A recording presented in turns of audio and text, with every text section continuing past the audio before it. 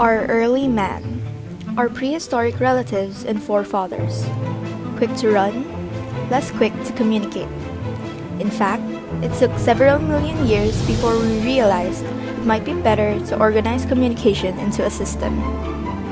In some of its earliest forms, humans communicated through pictograms, like the stories on the walls of the pyramids, but pictograms were limited. So, the ancient Greeks invented the first extensive alphabets.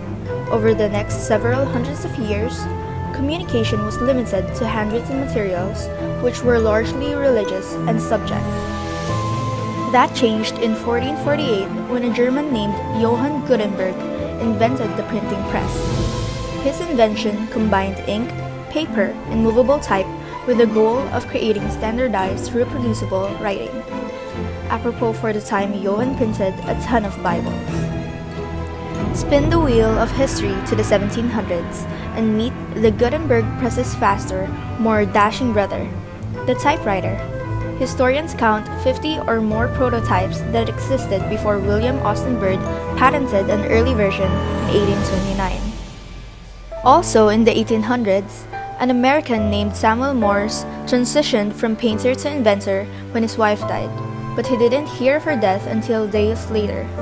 Now keenly aware of the speed of communication wasn't up to snuff, Morse created the telegraph and Morse code. In the 1870s, two inventors, Alexander Graham Bell and Elisha Gray, battled to create and subsequently fight over the invention of the telephone. Bell was proclaimed the winner despite likely beating Bell to the patent office.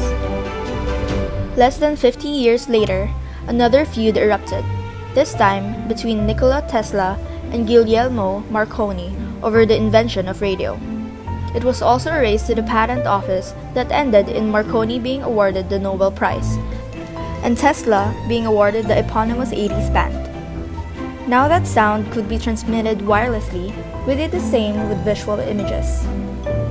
The 1950s marked the television boom, leading to a black and white TV signal broadcast into living rooms everywhere. Not to be left out, telephones took a page from the ancient Greek scroll and made considerable strides in speed and efficiency. With the development of fiber optic cable by Corning in the 1960s, and the birth of a rather full-figured cell phone in the 1980s. Thousands of vacuum tubes later, communication focused on the computer and microprocessors. They used Dow-crowning silicon and computer chips. And by the early 1980s, personal computers were sold to the public.